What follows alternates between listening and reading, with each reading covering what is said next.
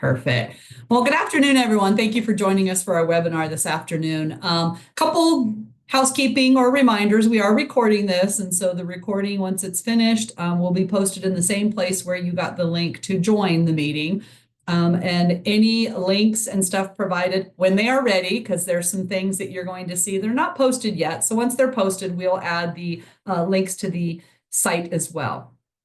Please use our Q&A feature if there's questions that you have that will be followed up later. And the follow-up will come sometimes through another webinar, but we're not going to answer questions directly today. So if you put something in the chat or raise your hand, there won't be a way for us to respond. So just use that Q&A feature at the bottom. So all righty, well, it's an important topic. So we've got 112 people, it looks like, that have joined us so far this afternoon. Lori, I'm going to turn it over to you. Perfect. Well, thank you so much, and good afternoon, everybody. And yeah, I know this is a very hot topic, and we wanted to bring it to you as soon as it was ready. We are still working out some of the logistics on the web pages and the accessibility on the documents. This is why we don't have the link to provide to you today, but we're hoping that we'll have it in the next week, maybe 2 at the latest. But we are working on it and wanted to give you guys an overview of what to expect for cyclical monitoring in what we're calling phase 2. So we just completed cycle 6 of phase 1,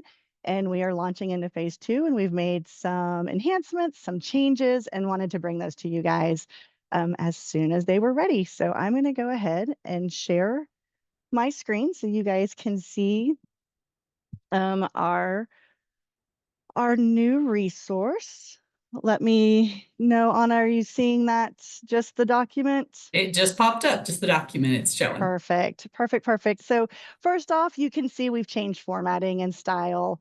You may remember that in the past, we've had that one large DMS guide, and all the information from our department, other departments, was all integrated and embedded. And while that was great, right, that one-stop shop, sometimes it led to some elements of, well, am I this or am I that? Does this dot reflect what I have to do?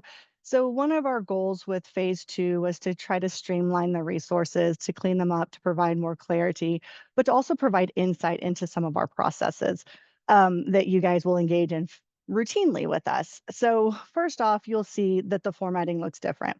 There will still be an all-inclusive DMS guide, as there has always been. What we've done is we've just made every content area, so every type of monitoring event, every type of general supervision requirement, they each have their own, what we're calling chapters. And then each of those chapters can serve as a standalone guide, or they can be references, or if you want the whole manual, you can have the whole manual. But this way, we're hoping that we kind of provide that clarity and that streamline effect. So this is what it's going to look like. You can see the table of contents. We're providing those really detailed overviews, and then a couple appendices to help navigate some of the more nuanced details. Another big space is that we have embedded what we used to have as a standalone document, that desk review rubric that housed all the questions that we start from when we're doing our reviews. We have gone ahead and just embedded that into the cyclical review manual. So it really is a one-stop shop. So everything that's going to occur for cyclical monitoring is going to be found in this manual. You'll be able to see how we do the sampling. You'll be able to see how and what we're looking for in that desk review. So with that, let me check my notes. I think I got everything for the design. So now to a couple of updates for phase 2. There are some processes that are going to look and feel a little different. So the first one is what we've always called that policy review. First off, we're going to refer to it as a policy and procedure review, because many of the things we're looking for are actually more operating procedures than they are actual policies, board-approved policies. I know you guys have all heard Kristen and Laura talk through the legal framework and some of the work that's being done, and how for the 25-26 school year, there won't be that requirement to upload those policies by the typical deadline that we receive. That impacts our team, because our team uses that legal framework to do that policy and procedure review prior to the start of the cyclical reviews. So to accommodate that and to make sure that we have that real sound legal framework system when it is rolled out, we're going to have LEAs. So you guys, we're going to have you upload to us certain buckets of policies and procedures. So in that document upload submission that you used to get, that showed like what elements of the folder do you need to upload and send. There's also one that's for policies and procedures. So it'll show you which policy and procedure areas do we need, what do we need to see procedures wise. Doesn't tell you all the details, doesn't outline the questions, but it tells you the buckets that we need to review to complete our policy and procedure review. So that's something different. If you are engaging in cycle 1, your reviewer will go through that in much greater detail than I just did, and they will be available to answer any questions and navigate any aspects of the situation. So the other big piece is that we've been sharing with you guys for over a year is that beginning with the 25-26 school year, direct dyslexia services are now part of IEPs, which means that dyslexia review that we were used to being separate from this IDEA review, they are now combined. So later on in our time together today, I'm going to review the questions that we have drafted for our desk review for phase 2, and you'll see that there's several that are new questions or revised questions, and that is to account for that embedding of the dyslexia piece. Also in policy and procedure, we've pulled in those dyslexia questions that used to be part of the dyslexia monitoring piece, and we will review those during our policy and procedure review. So still looking at all things dyslexia, just not having a separate review and not having a separate reviewer. So that is the other big process change. You will have one reviewer that you will be collaborating with. We will work with you if the work that we need to review, discuss, meet on is more than one person in your LEA. Of course, we would want all representatives to be involved in our meetings, but for our end, we'll only have one reviewer assigned per LEA doing all of the pieces of the cyclical review. So that's another big change. I'm going to go ahead and go into some of the content just to give you a preview so you can see we're really trying to provide more details. We're walking you also through the steps of the review process so that if you are new, or maybe you, for many of you that are about to engage in cycle 1, a lot has changed since that first cycle of reviews. Some of the questions have expanded. Some of the elements are different. Some of the processes have been reorganized, reviewed, revised. So really making sure everyone's aware of and familiar with what to expect. So you can see we've provided some brief information on that initial monitoring meeting. We go into the comprehensive desk review. This should be familiar to everyone. We did not make any changes to our diagnostic framework. This is still where we see the greatest need for us to ensure that we are compliant and executing all of our best practices and doing all the things in these buckets of work to make sure that we are meeting those needs of the students and positively impacting student outcomes. So that is still the same 7 areas that we're reviewing in that desk review under those same 3 required areas of implementation, student outcomes, and family engagement. I've already explained and talked through the policy and procedure review, but it is captured here again, just in case you want to read more about it. And like I said, your reviewer will provide you more detail and walk you through what is requested for the upload. Student samples, pretty much the same as they've been done in the past. We'll be providing you a sample set. We'll walk through those samples. Any students who are withdrawn or graduated, we'll mark through, and we'll have multiple tabs to provide a supplemental pool if we can't make the full sample set with the first tab of students. Other than that, no real big changes when it comes to the student sampling side. We are going to discuss later on in the manual the folder submissions, the number of folders and the sample size for each LEA based on your population. We went ahead and put information in the manual that addresses clarifications. So we've always called this step of the process the clarifications process, but to truly align it with OSEP's 2301 guidance, we really want to make sure that everyone's understanding that these are pre-finding corrections. And there's some elements where we do get to issue a pre-finding correction, and then there's other elements where it's systemic and we cannot. So we've spelled that out in the manual. Your reviewer will review this with you as well, not only at your initial conference, but during the clarifications phase too.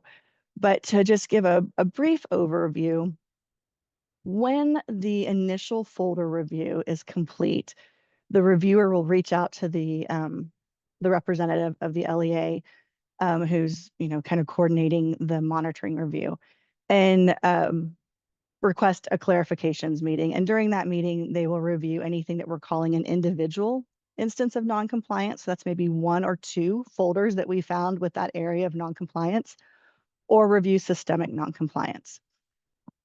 Both types of noncompliance have the opportunity to provide us any supplemental evidence that may have been omitted initially. So I always think too, when we start seeing a pattern in either of these where we're missing a notice or we're missing an item that's typically considered a supplement in a program, that's the first point on this, is to say, we're seeing a trend that these aren't existing in IEPs.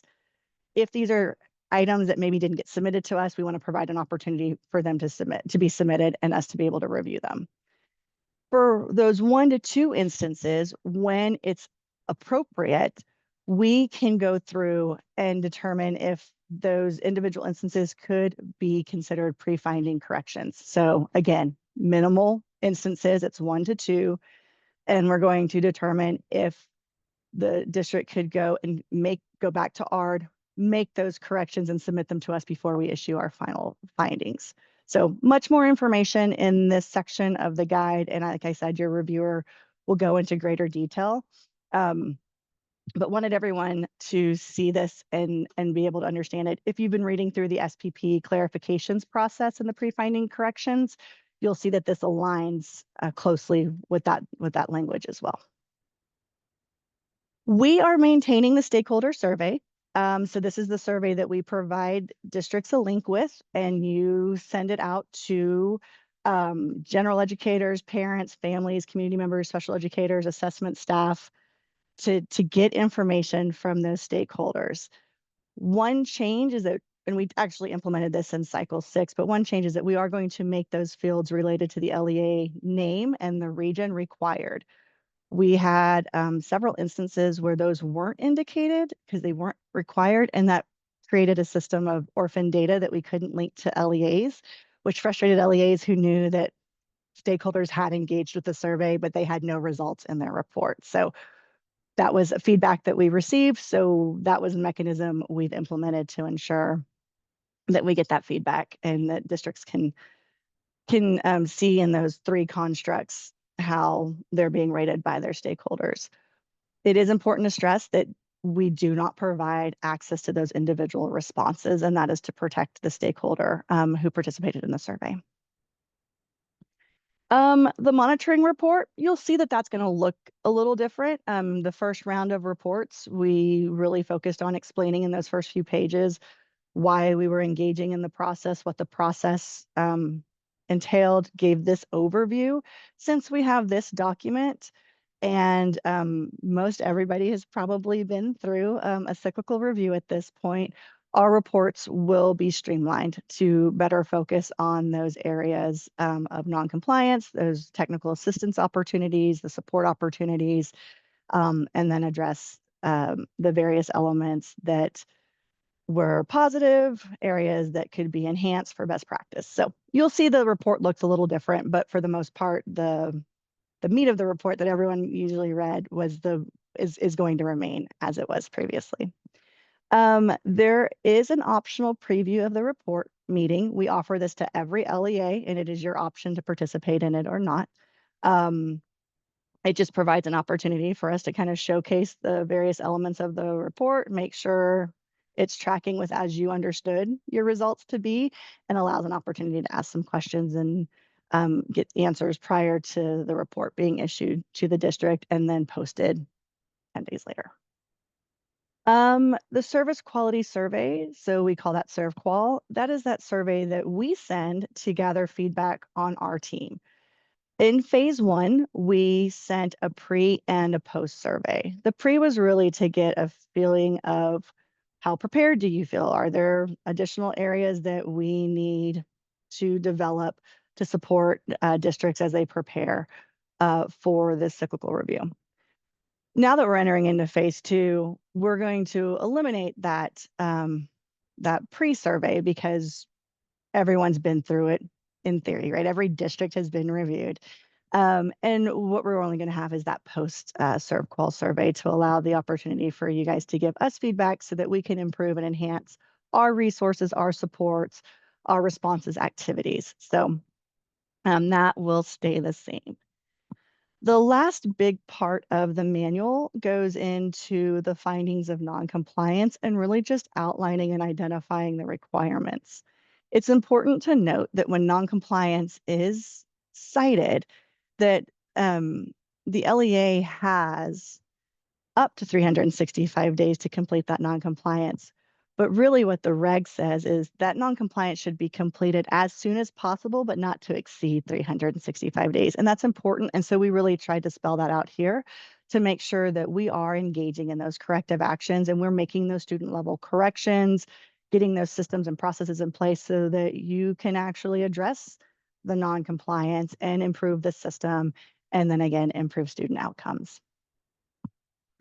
We did provide a sample overview of what we would expect to be submitted for each element of that corrective action plan for us to review to begin to determine if that section or that part of the corrective action plan can be completed. This list is where we start for all LEAs. As we engage in this review and we're making our determinations as to whether or not the non-compliance has been corrected for that element of the corrective action plan, we may request more. So we always reserve the right to request more data, but this is the starting point for each of these areas. And we wanted just to let you guys know so that you understood as you're engaging in that corrective action plan process, what to expect to have to demonstrate correction. Another big process change, if you have engaged in a corrective action with us, when you get to that evidence of systemic correction, you may recall that in the past, you've had the opportunity to select your own folders that you'll submit to demonstrate systemic. In order for us to truly say that it's a random selection that we're reviewing to determine systemic correction, we will have steps in place where we will provide to you a time frame and a set number of folders in the areas of noncompliance. You will provide to us a list of all students who would fall within that category, and then we'll make a randomized sample and request those folders from you. And that is how we will review and determine systemic correction. So that is the big change in the corrective action process. And again, your reviewer will walk you through that and you'll be prepared and ready by the time that part comes in the corrective action plan process. We did add this final page kind of addresses what happens if there's uncorrected noncompliance, as well as an overview of all the interventions and sanctions that are in 89-1076.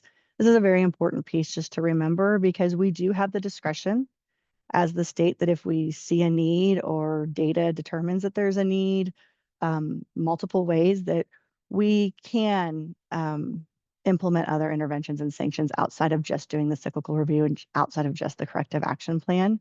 Uncorrected noncompliance, we referred to that in phase 1 as continuing noncompliance, but again, in an effort to align with language from OSEP and language just kind of across all federal documents, we're now calling that uncorrected noncompliance. So not a new concept, just a new term to create that greater alignment. All right, now to two big pieces.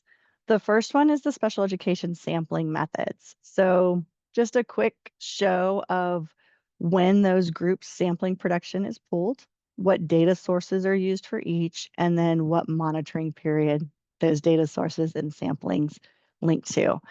One of the biggest changes is the change to sample size. We received lots of feedback from stakeholders related to folder sample size related to population. So we have adjusted those. You can see those on your screen and they will be in this manual. They will also be available with your reviewer who provides you your sample set. So again, another big change. And the last part, Like I said, we've added the desk review, what we used to call the desk review rubric. We have added it to the end of this cyclical monitoring guide, so that everything's all together. You get this one guide, you'll be able to walk through everything that you need to know to expect for your cyclical monitoring review. So for today's purposes, I've added a green star to anything that's been changed, added, refined.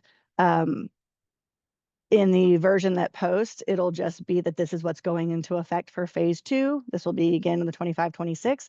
And then anytime we make a change or an update or post for the following cycle, we will add some type of symbol if we've added a question, changed a question, done anything different, so that you know how to track with that as well.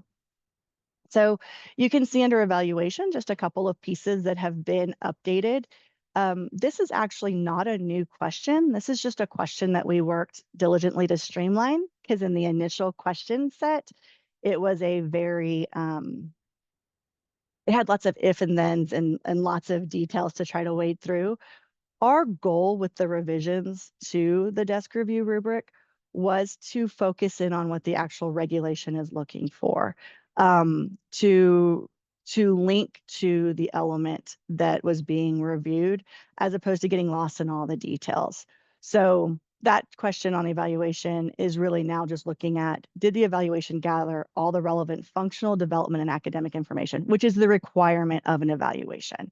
So we're going back to those pieces of the reg or rule, and really making sure that we've cleaned them up and we've streamlined them so that everyone knows what we're actually looking for. We've added a question related to reevaluations to ensure that those triennials are going to be, that those are being accounted for and reviewed and are on time. This was a question that kind of came and went throughout phase 1. And so we've brought it back and we plan for it to remain for phase 2. No big changes to IEP implementation. If there were any, it was just some cleanup and revision. We did move some questions around to better fit in the correct category. Once we got to what the reg was actually asking, we realized that that may have been more of a content question than an implementation question. So you may see a familiar question down below, but for the most part, we didn't add anything to IEP implementation. Properly constituted ARD is where we first start to see some of those inclusive questions of the dyslexia review. So this is actually a question that I believe we had something similar to in the past, but it has been revised to align with the wording in the dyslexia handbook, as well as any resources that we have provided to districts from the agency. So that way, everything is cohesive, everything aligns.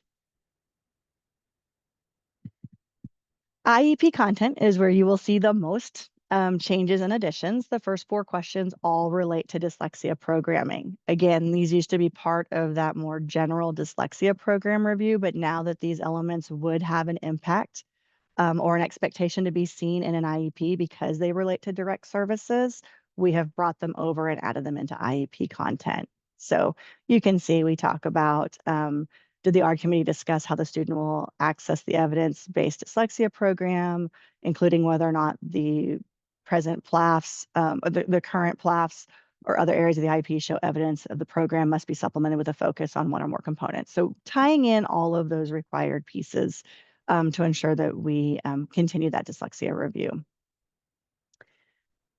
Then we did add to the last part of IEP content, we added a question that relates to restraints.